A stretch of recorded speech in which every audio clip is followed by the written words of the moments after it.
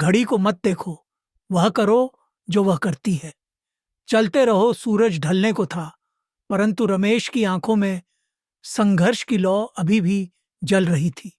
वह वह एक छोटे से गांव में रहने वाला युवक था जो अपने सपनों को साकार करने के लिए शहर आया था। गांव में सीमित संसाधन थे, लेकिन उसके भीतर की इच्छा शक्ति असीमित थी।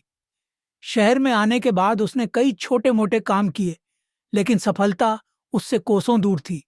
कई बार असफलताओं ने उसे निराश किया, लेकिन उसकी मां की कही एक बात हमेशा उसके कानों में गूंजती, घड़ी को मत देखो, वह करो जो वह करती है, चलते रहो।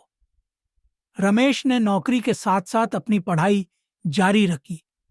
दिन में काम करता और रात को पढ़ाई।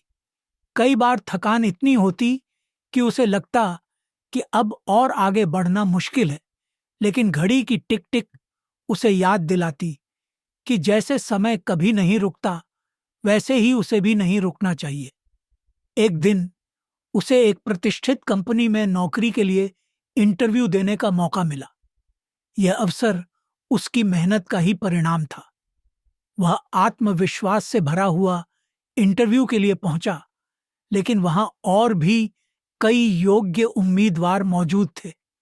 उसकी धड़कनें तेज हो गईं, लेकिन उसने खुद को संभाला और अपनी मां की बात दोहराई, घड़ी को मत देखो, चलते रहो। इंटरव्यू अच्छा हुआ, लेकिन परिणाम उसके पक्ष में नहीं आया। वह निराश हुआ, परंतु उसने हार नहीं मानी।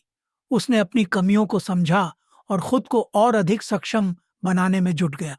कई महीनों तक उसने अपनी कमजोरियों पर काम किया और दोबारा प्रयास किया। इस बार उसकी मेहनत रंग लाई। उसे एक नामी कंपनी में नौकरी मिल गई। जब उसने अपनी मां को यह खबर दी, तो उनके आंखों में खुशी के आंसू आ गए।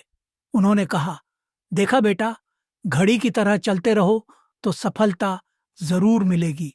आज रमेश अपने गांव के कई युवाओं के लिए प्रेरणा बन चुका था। उसने अपनी मेहनत और लगन से यह साबित कर दिया कि अगर हम बिना रुके चलते रहें, तो घड़ी की तरह ही हम भी अपने लक्ष्य तक पहुंच सकते हैं।